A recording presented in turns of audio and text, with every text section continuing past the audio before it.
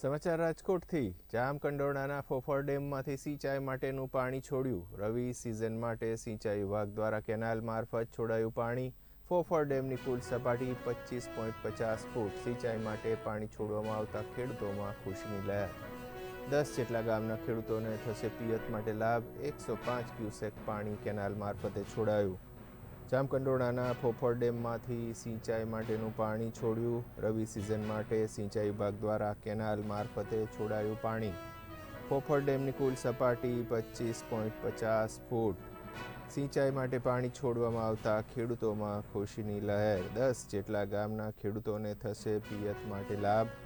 105 cusec પાણી canal મારફતે છોડાયું।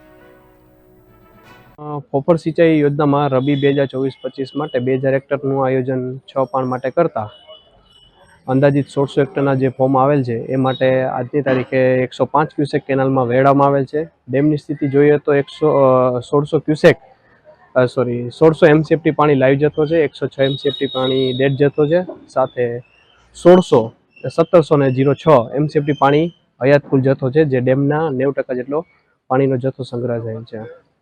આ પાણીના લાભ સાથે ટોટલ 2 તાલુકાના ટોટલ 10 ગામને સિંચાઈનો લાભ મળશે। ધોરાજીના ટોટલ 5 ગામ, જામકંડોરણાના 5 ગામ તેમજ ટીબીસી વિસ્તારના ટોટલ ઉપર વિસ્તારના 7 ગામને આ પાણીનો લાભ થશે।